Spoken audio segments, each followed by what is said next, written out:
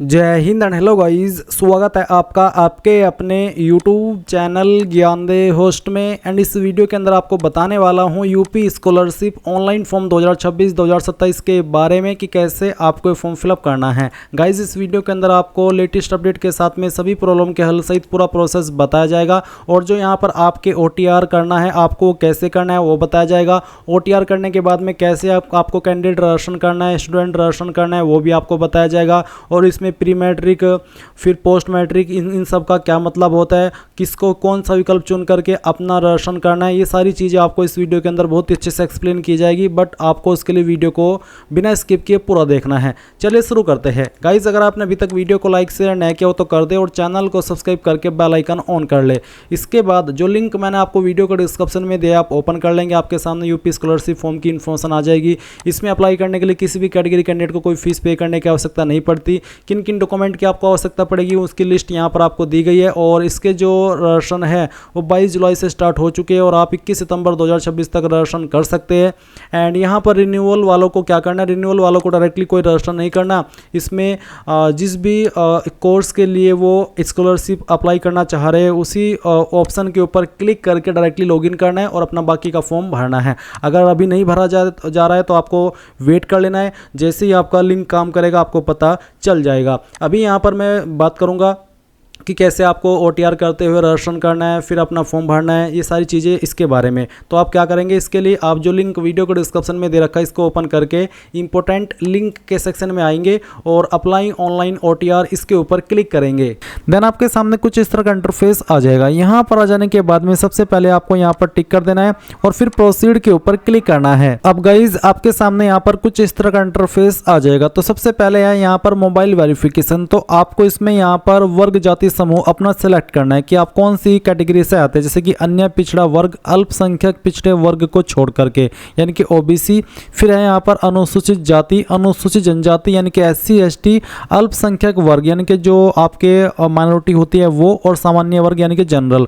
तो आप किस कैटेगरी से आते हैं, अगर आप OBC से आते हैं अल्पसंख्यक को छोड़ करके तो आप ये सिलेक्ट कर लेंगे। अगर आप SC है तो अनुसूचित जाति, ST है तो अनुसूचित जनजाति, अल्पसंख्यक वर्ग यानी कि जो माइनॉरिटी कम्युनिटी से आते हैं अगर आप उनसे तो आप ये सेलेक्ट करेंगे, या फिर जनरल। तो जो भी आपकी कास्ट कैटेगरी है वो आपको यहाँ पर सेलेक्ट कर लेनी है। जैसे कि मैंने अगर ये सेलेक्ट किया उसके बाद आप देखेंगे मोबाइल नंबर। तो जो भी आप नंबर रजिस्टर करना चाहते हो यहाँ पर डालिए। मैं आपको ये बता दूं कि जो आप यहाँ पर नंबर रजिस्टर कर रहे हैं वो आपका आधार के साथ में भी लिंक होना चाहिए, क्योंकि यहाँ पर अब आपकी इंफॉर्मेशन डिजिलॉकर से भी फैच की जाती है और आधार से भी यहाँ पर आपका KYC होता है। तो आप वो नंबर डालिए और उसके बाद ये कैप्चा कोड डाल करके जनरेट OTP इसके ऊपर क्लिक कीजिए। इसके बाद में गाइज जैसे ही आप OTP वेरिफिकेशन कर देंगे तो आपको यहाँ पर देखने को मिलेगा KYC का ऑप्शन। तो आप आपका आधार नंबर डालेंगे, फिर ये कैप्चा कोड डालेंगे और सबमिट कर देंगे। अब इसके बाद में यहाँ पर आपको डिजिलॉकर की जो वेबसाइट है उसके ऊपर वेरिफिकेशन करने के लिए बोला जा रहा है। तो बेसिकली है कि अगर आपका डिजिलॉकर अकाउंट नहीं बना हुआ है तो आप यहाँ पर नीचे don't have an account sign up इसके ऊपर क्लिक करके यहाँ पर आपका डिजिलॉकर अकाउंट बना लेंगे, जिसमें कि आप आपका आधार कार्ड नंबर डालेंगे, नेक्स्ट के ऊपर क्लिक करेंगे एंड देन कुछ डिटेल्स आपसे मांगी जाएगी जिसका इस्तेमाल करके आप यहाँ पर आपका जो डिजिलॉकर अकाउंट है वो क्रिएट कर लेंगे। अगर आपको नहीं पता कि डिजिलॉकर अकाउंट कैसे बनाना होता है यहाँ पर आगे का, तो आप YouTube के अंदर जाकर के सर्च कर लेना कि डिजिलॉकर अकाउंट कैसे बनाएं। आपको काफ़ी सारी वीडियोस देखने को मिल जाएगी जो कि बहुत ही सिंपल डिटेल्स आपको देनी होती है। और जैसे आपका डिजिलॉकर अकाउंट बन जाएगा तो फिर आप यहाँ पर देखेंगे ये वाला इंटरफेस आपके सामने आया है। अब आप यहाँ पर लॉगिन होंगे, इसमें आप मोबाइल नंबर के माध्यम से भी हो सकते हैं, यूजर नेम के माध्यम से भी और आपके आधार नंबर के माध्यम से भी। तो जिस माध्यम से भी आपको इसमें लॉगिन होना है वो आप यहाँ पर आपकी चॉइस के अकॉर्डिंग चूज कीजिए और नेक्स्ट के ऊपर क्लिक कीजिए। इसके बाद में गाइज आप देखेंगे वेरीफाई सिक्योरिटी पिन। तो जब आप इसमें साइन अप होते हैं यानी कि अपना अकाउंट बनाते हैं डिजिलॉकर के ऊपर तो आपको एक सिक्योरिटी पिन बनाना होता है। तो आपको सिक्योरिटी पिन यहाँ पर डालिए। अगर आप उसको भूल चुके हैं तो आप फॉरगॉट सिक्योरिटी पिन के ऊपर क्लिक करके अपना नया सिक्योरिटी पिन भी बना सकते हैं। अब आप यहाँ पर सबमिट के ऊपर क्लिक कीजिएगा। इसके बाद आप देखेंगे आपके सामने इस तरह का इंटरफेस आएगा। अब आपको यहाँ पर कंसेंट देना है, जैसे कि आधार कार्ड को अगर आप देना चाहते तो आप इसके ऊपर टिक करेंगे, डिग्री सर्टिफिकेट को देना चाहते हैं तो आप इसको टिक कर देंगे, ड्राइविंग लाइसेंस यानी कि जो डिटेल्स आपकी यहाँ पर डिजिलॉकर के ऊपर अवेलेबल है तो आप इसको कौन कौन सी इंफॉर्मेशन को एक्सेस देना चाहते हैं यहाँ पर वो आप टिक कर देना। इसके बाद में आप यहाँ पर नीचे देखेंगे अलाउ, तो आप यहाँ पर अलाउ के ऊपर क्लिक करिएगा। इसके ऊपर क्लिक करने के बाद में इस तरह से आपके सामने प्रोसेसिंग होगी। अब आपको यहाँ पर इसी वेबसाइट के ऊपर रिडायरेक्ट किया जाएगा जाएगा जहां से आपने आपका जो OTR है वो करना स्टार्ट किया था। तो आप यहाँ पर देख सकते हैं कि डिजिलॉकर से आपकी डिटेल्स फैच कर ली गई है। इस तरह से जानकारी आपके सामने आएगी। अब आप यहाँ पर वेरीफाई eKYC डिटेल, ये जो डिटेल्स है इसको वेरीफाई करना है तो आप इसके ऊपर क्लिक कर देना। इसके ऊपर क्लिक करने के बाद में जो नंबर आपका आधार के साथ में लिंक है उसके ऊपर एक OTP जाएगा, वो आप OTP यहाँ पर डाल देना और फिर आप वेरीफाई OTP इसके ऊपर क्लिक कर देना।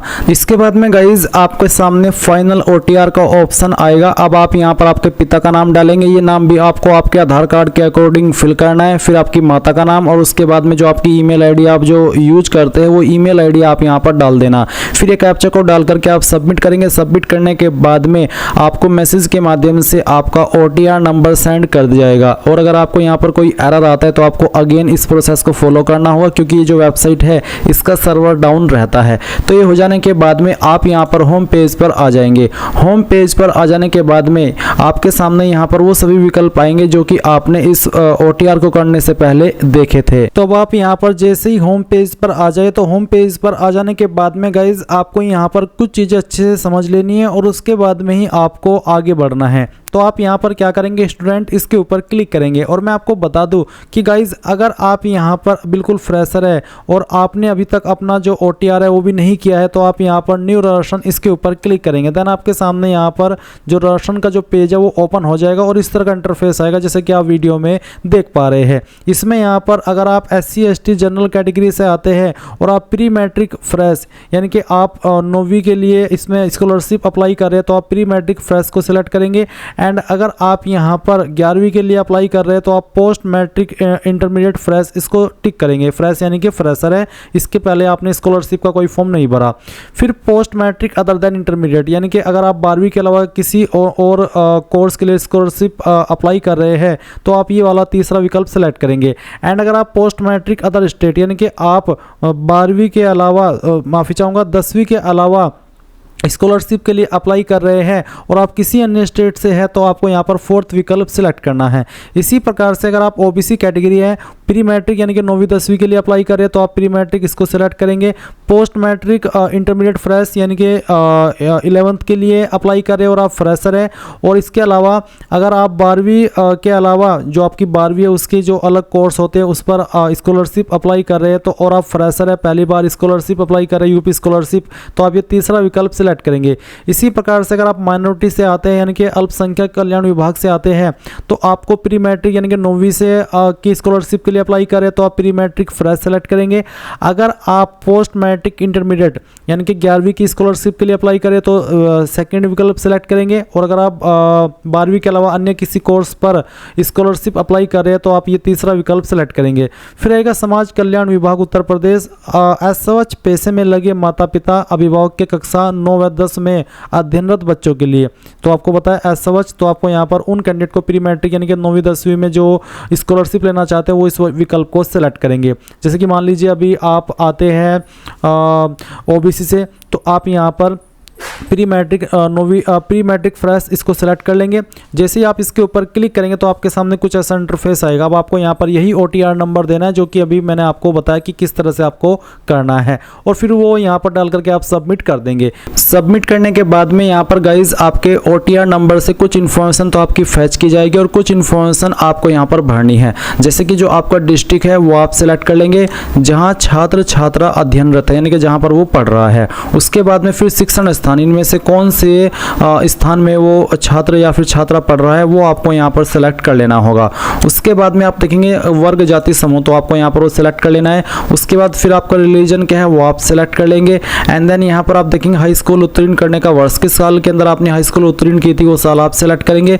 किस बोर्ड के द्वारा आपने पास की थी वो बोर्ड आपको सेलेक्ट कर लेना है। फिर हाई स्कूल बोर्ड का अनुक्रमांक यानी कि आपका रोल नंबर आपको यहाँ पर 10वीं वाला देना है। उसके बाद में आप यहाँ पर देखेंगे स्वनिर्मित पासवर्ड यानी कि एक पासवर्ड आपको बनाना है अपनी चॉइस से और किस तरह का पासवर्ड है उसका डेमो देख लीजिए। पासवर्ड के अंदर इंग्लिश का कैपिटल लेटर, स्मॉल लेटर, एक स्पेशल कैरेक्टर और साथ ही डिजिट, कुछ इस तरह का पासवर्ड आप आपकी चॉइस के अकॉर्डिंग बना लेंगे जिसमें कि तीनों चीजें आनी चाहिए। और फिर उस पासवर्ड को दोबारा डाल करके वेरीफाई करेंगे, ये कैप्चा कोड फिल करेंगे एंड देन प्रोसीड रजिस्ट्रेशन इसके ऊपर क्लिक करेंगे। अब आपने यहाँ पर जो भी जानकारी भरी है वो सब आपके सामने है। आप इन जानकारी को यहाँ से प्रिंट कर लेना क्योंकि ये जानकारी बहुत ही महत्वपूर्ण है। अगर आपके पास प्रिंटर नहीं है तो PDF के रूप में में सेव कर लेना और बाद में प्रिंट करा लीजिएगा। तो आप देख सकते हैं कि जो आपका OTR नंबर है वो भी आपके सामने है और आपकी बाकी की इन्फॉर्मेशन भी आपके सामने है। अब आप यहाँ पर होम के ऊपर क्लिक करेंगे, फिर आएगा लॉगिन फ्रेश। मान लीजिए आपका जो OTR है वो हो चुका है। अब आप यहाँ पर देखेंगे प्री मैट्रिक स्टूडेंट यानी कि 9वीं 10वीं वाले, पोस्ट मैट्रिक यानी कि 11वीं 12वीं वाले, post matric other than inter student यानी कि जिनकी 12वीं के अलावा किसी और कोर्स के लिए स्कॉलरशिप लेना चाहते हैं वो यहाँ पर क्लिक करेंगे। और जो अन्य स्टेट से आते हैं और 10वीं के अलावा किसी 11वीं 12वीं के लिए स्कॉलरशिप लेना चाहते हैं तो वो 4th विकल्प सेलेक्ट करेंगे। मान लीजिए आप 9वीं 10वीं वाले हैं तो आप यहाँ पर प्री मैट्रिक स्टूडेंट इसके ऊपर क्लिक कर देंगे। इसके ऊपर क्लिक करने के बाद में आपके सामने यहाँ पर इस तरह का इंटरफेस आएगा जैसे कि आप वीडियो में देख पा रहे हैं। अब आप यहाँ पर क्या करेंगे, जो आपका राशन संख्या है यानी कि जो आपको राशन नंबर मिला है OTR नंबर वो आप यहाँ पर डाल देंगे। फिर आप यहाँ पर आपका जो पासवर्ड आपने बनाया है वो पासवर्ड आप यहाँ पर डालेंगे। उसके बाद ये कैप्चा कोड फिल करेंगे और ये यहाँ पर जो कैप्चा कोड है डालने के बाद में आप सबमिट इसके ऊपर क्लिक कर देंगे। इसमें 3 चीज़ें डालनी है, राशन नंबर, मैं इसको थोड़ा सा राशन नंबर डाल देंगे। उसके बाद में यहाँ पर आपसे जो आपका OTR नंबर है वो मांगा है तो OTR नंबर मांग देंगे, यहाँ पर डाल देंगे। जब आप OTR करते तो दोनों चीज़ें आपको मिल जाती है, अपना पासवर्ड और उसके बाद एक कैप्चा कोड डाल करके आप सबमिट कर देंगे। इसी प्रकार से अगर आप किसी और स्कॉलरशिप पर अप्लाई कर रहे हैं, जैसे कि ये तो प्री मैट्रिक का बताया मैंने, तो आप उसके लिए भी सेम तरह का इंटरफेस यहाँ पर देखेंगे। अब गाइज यहाँ पर आपके सामने कुछ ऐसा इंटरफेस आएगा जैसे कि आप वीडियो में देख सकते हैं। यहाँ पर गाइज आपको इसमें अब क्या करना है, आपको यहाँ पर एक लिंक देखने को मिल रहा है कि छात्रवृत्ति हेतु आवेदन पत्र भरे। आप इसके ऊपर क्लिक करेंगे। उसके बाद में आपको यहाँ पर फोटो पर पत्र अपलोड करें, आपको अपलोड करना होगा। फिर आवेदन पत्र को अगर आपको संशोधित करना है, करेक्शन करना है तो आप इस लिंक का इस्तेमाल कर सकते हैं। उसके बाद में आय एवं जाति प्रमाणीकरण है तो यानी कि आपको आय की और जाति की डिटेल्स डाल करके उनको वेरीफाई कराना होगा। फिर प्रमाणीकरण हेतु आधार नंबर डालें, उसके बाद में आपको आधार नंबर डालना होगा। फिर हाई स्कूल रोल नंबर प्रमाणीकरण हेतु यानी कि जो आपका हाई स्कूल का रोल नंबर है उसका आपको प्रमाणीकरण करना है। फिर जांच हेतु आवेदन प्रिंट करें, उसके बाद में जांच के उपरांत आवेदन पत्र सबमिट करें। संस्था में जमा करने हेतु आवेदन पत्र का प्रिंट 3 दिन बाद अवश्य करें, यानी कि उसके ये सब करने के बाद 3 दिन बाद आपको उसको प्रिंट करना होगा। फिर संस्था में जमा करने हेतु आवेदन प्रिंट करें यानी कि फाइनल प्रिंट। अब आप यहाँ पर इसमें क्या करेंगे, छात्रवृत्ति हेतु आवेदन पत्र भरे, इसके ऊपर क्लिक करेंगे। इसके ऊपर क्लिक करने के बाद में यहाँ पर आपके सामने कुछ ऐसा इंटरफेस आएगा। गाइज जो मैंने यहाँ पर कोर्स सेलेक्ट किया वो मैंने अदर देन इंटरमीडिएट यानी कि 12वीं के बाद के जो कोर्स है उनके लिए स्कॉलरशिप पर अप्लाई कैसे करना होता है उसके लिए कराया है। तो अभी यहाँ पर मैं देख रहा हूँ कि पाठ्यक्रम के नाम के अंदर कोर्स का कोई विकल्प नहीं आ रहा है, मे बी ये टेक्निकल एरर हो सकता है और जब तक मैं यहाँ पर ये सब फील्ड नहीं भरूंगा तब तक मैं आगे नहीं बढ़ पाऊंगा, इसलिए मैं आपको यहाँ पर वर्बली ये चीज़ें एक्सप्लेन कर रहा हूँ। तो आप यहाँ पर आपके पाठ्यक्रम का नाम सेलेक्ट करेंगे कि आप कौन से कोर्स में पढ़ रहे हैं। उसके बाद में वर्तमान पाठ्यक्रम का ब्रांच कौन सी अगर एप्लीकेबल है तो आप उसको सिलेक्ट कर लेंगे। फिर पाठ्यक्रम का वर्ष अवधि कितने साल की है, 2 3 4 5 जो भी है वो आप सिलेक्ट कर लेना। पाठ्यक्रम की पात्रता, किससे आप उस पाठ्यक्रम पर अप्लाई करने के लिए एलिजिबल या फिर उसमें जब एडमिशन लिया था तो किसके आधार पर लिया था, 10वीं के आधार पर या 12वीं के आधार पर या फिर किसी डिप्लोमा के आधार पर, वही आपको यहाँ पर सिलेक्ट कर लेना है। इसके बाद में आप यहाँ पर देखेंगे विद्यालय, बोर्ड या फिर एफिलिएटिंग एजेंसी का नाम, तो आपको यहाँ पर जो आपका विद्यालय या फिर बोर्ड है या फिर जो एफिलिएटिंग एजेंसी उसका नाम दे देना है। ये ऑप्शन वैसे कंपलसरी नहीं है, अगर आप इसको खाली छोड़ भी देंगे तो भी कोई इशू नहीं होगा, बट आप यहाँ पर अगर सेलेक्ट करने का ऑप्शन आए तो सेलेक्ट कर लेना। क्या व्यावसायिक पाठ्यक्रम में प्रवेश कक्षा 12वीं के अंकों मेरिट के आधार पर हुआ है, तो अगर हुआ है तो आप यस करेंगे, नहीं तो आपको नो कर देना है। क्या प्रवेश लेटर एंट्री के आधार पर हुआ है, अगर आप लेटरल एंट्री के आधार पर प्रवेश लिए हो, एडमिशन लिए हो तो यस, नहीं तो आप नो कर देंगे। फिर क्या वर्तमान पाठ्यक्रम में प्रवेश UPSEE AKTU GCUP नीट के माध्यम की प्रवेश परीक्षा से हुआ है, अगर हुआ है तो यस, नहीं तो आप नो कर देंगे। उसके बाद में यहाँ पर आपको नीचे की तरफ आना है, देखेंगे 15 पॉइंट वर्तमान पाठ्यक्रम के प्रथम वर्ष में प्रवेश तिथि, यानी कि जो प्रथम वर्ष था तो उसमें कौन सी तिथि में कौन सी डेट में आपने प्रवेश किया था वो डेट आप सिलेक्ट कर लेंगे। फिर पाठ्यक्रम के वर्तमान सत्र में प्रवेश तिथि, यानी कि जो वर्तमान आपका सत्र साल चल रहा है उसमें जो प्रवेश तिथि है किस डेट में आपने अभी वर्तमान वाले ईयर में एडमिशन लिया है या फिर जो प्रवेश किया है वो डेट आपको सेलेक्ट करनी होगी। फिर 17 पॉइंट है विद्यालय, बोर्ड, एफिलिएटिंग मार्केटिंग एजेंसी का पंजीकरण क्रमांक वो आपको यहाँ पर देना होगा। ये भी कंपलसरी नहीं है, आप चाहे तो उस ऑप्शन को खाली छोड़ सकते हैं। फिर 18 पॉइंट आवासीय दिवा छात्र, तो दिवा छात्र है या फिर आवासीय छात्र वो आपको यहाँ पर सिलेक्ट करना होगा।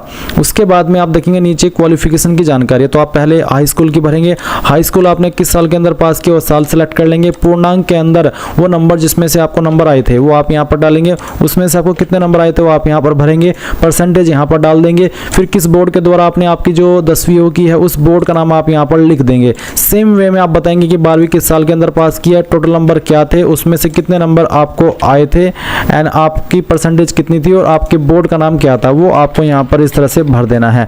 अगर आप कोई अन्य क्वालिफिकेशन की जानकारी भी देना चाहते तो आप ऐड न्यू रो के ऊपर क्लिक करके उसको दे सकते हैं। फिर आप ये कैप्चा कोड डालेंगे, यहाँ पर टिक करेंगे और सबमिट कर देंगे और फिर उसके बाद में जो आपका पार्ट है वो कंप्लीट हो जाएगा। गाइज अभी इसके आगे की जानकारी मैं आपको यहाँ पर एक अन्य वीडियो से एजुकेशनल पर्पस के रूप में दे रहा हूँ। जैसे ही आप ये पार्ट फिल कर लेंगे तो उसके बाद में आपको फोटो प्रपत्र अपलोड करें इस वाले सेक्शन पर आकर के कुछ डॉक्यूमेंट्स आपसे मांगे जाएंगे, वो आपको अपलोड करना होगा। और अगर आपको कोई करेक्शन करना है वो कर लेना है। उसके बाद में आप आय एवं जाति की जो डिटेल्स है वो फिल करेंगे और फिर आपका जो आधार कार्ड नंबर है वो डालेंगे और उसके बाद में ये जो एक एक स्टेप है वो फिल करते आप चले जाएंगे। अगर आपको किसी भी स्टेप में कोई डाउट हो, कोई चीज़ें समझ में ना आए तो आप कमेंट के माध्यम से पूछ लेना। मैं आपसे माफ़ी चाहूँगा कि मैं आपको आगे नहीं दिखा पाया हूँ लाइव वे में, क्योंकि गाइज अभी जैसे कि मैंने आपको दिखाया था इसको करते समय कि मेरे सामने यहाँ पर अभी जो कोर्स का ऑप्शन है सिलेक्ट करने का वो नहीं आ रहा है। मे बी ये टेक्निकल एरर हो सकता है, इसलिए मैं आपको आगे बढ़ करके नहीं दिखा पाया। बट गाइज फिर भी मैं आपसे कह रहा हूँ कि अगर कोई भी सवाल डाउट हो किसी भी पॉइंट को लेकर के तो आप कमेंट के माध्यम से पूछ लेना। Thanks for watching. जय हिंद।